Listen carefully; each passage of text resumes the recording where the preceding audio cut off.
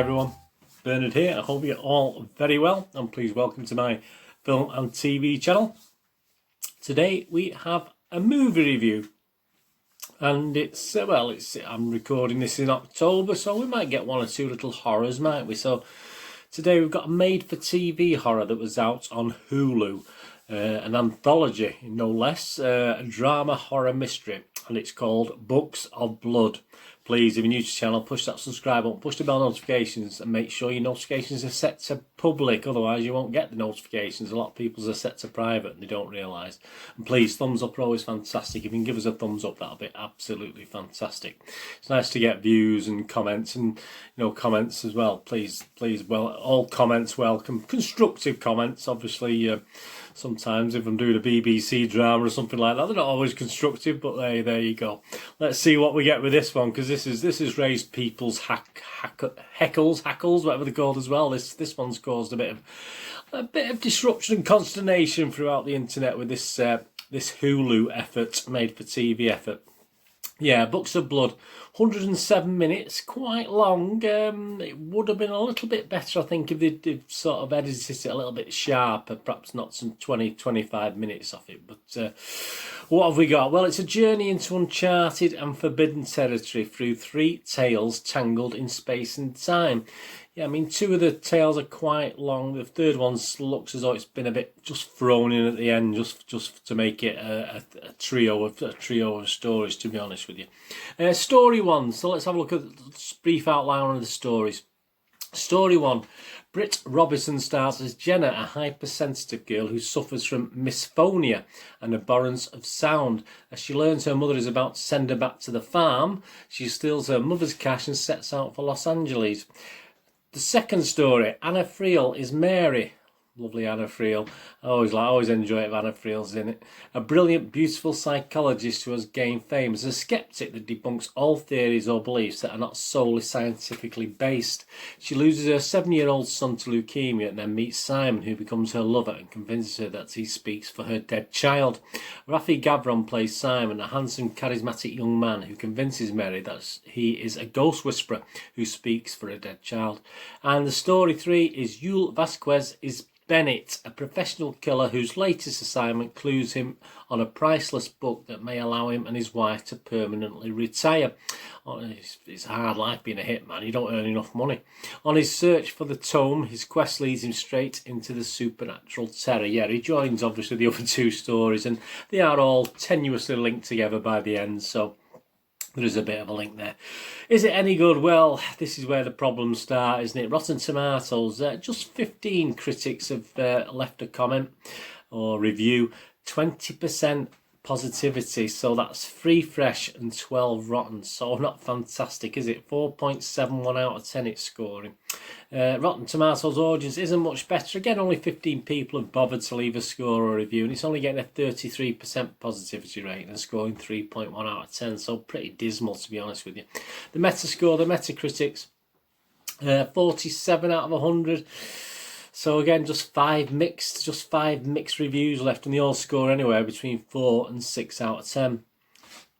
One of the highest scores is Variety's Peter de Bruges. He actually give it 6 out of 10. With a certain kind of horror, a laugh as good as a scream, and Books of Blood delivers plenty of the former. So I don't know if that's right for a 6 out of 10. RogerEbert.com, Brian Tellurico, we only give it 5 out of 10. While it may seem unfair to compare an adaptation to its excellent source, the creators here lay down that gauntlet right from the beginning and then failed to meet their own standard. Yeah, it's obviously taken from the Clive Barker, even though this is sort of loose. It's sort of its own little stories. Apparently, this it is obviously they do mention Clive Barker in the opening to the film.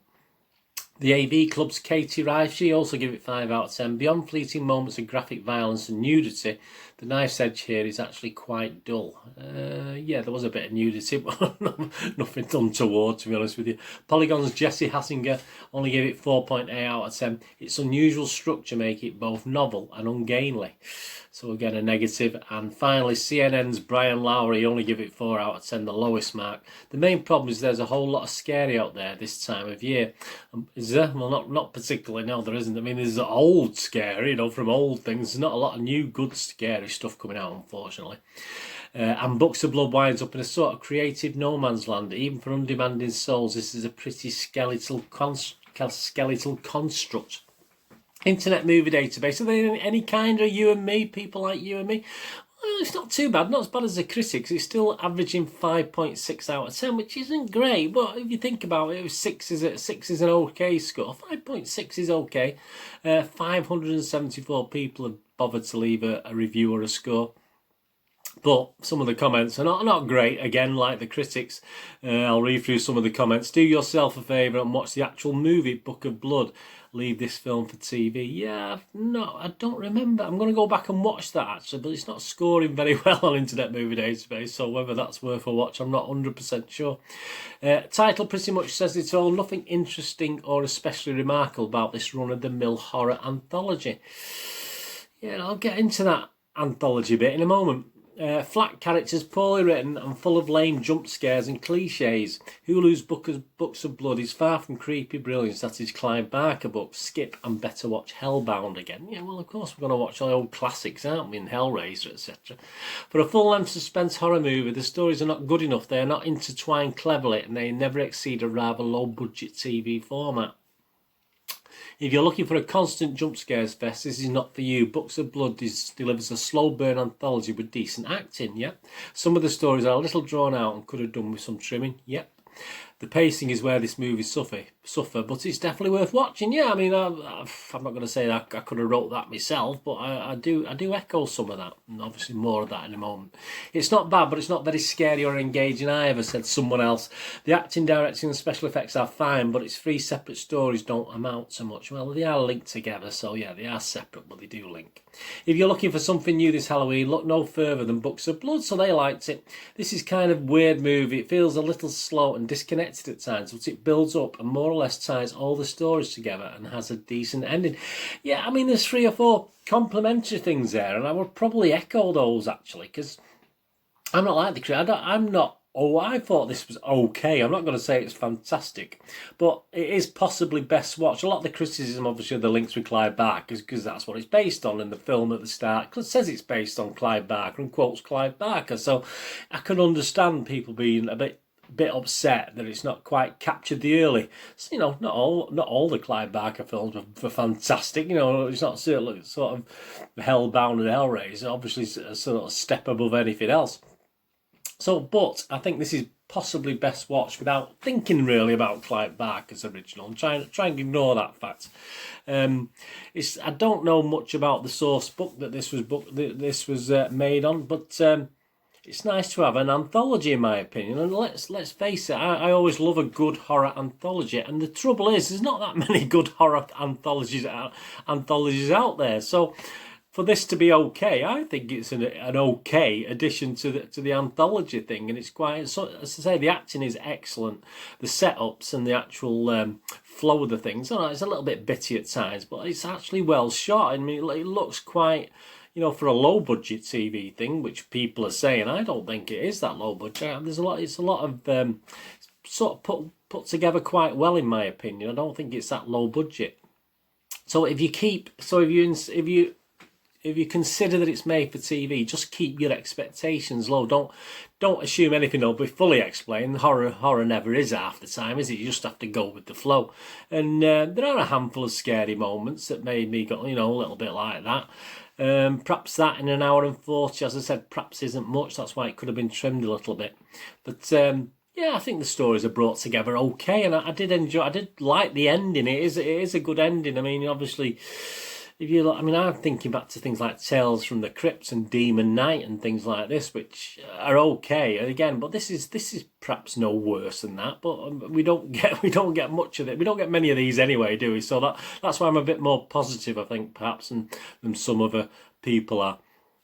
Yeah, I can accept most of the criticism, yeah, and it's not great. I mean, you've got Anna Friel for a start, which I like. I like Anna Friel anyway. She's worth a watch, and because of that and the fact that it is well shot and there is just enough in it to keep you interested. I'm not going to be as down as the other people. I'm going to give it a little slight. I'm going to give it my basic watchable rating, because I think in the world of anthologies, we can never have enough horror anthologies, and let's be honest about it.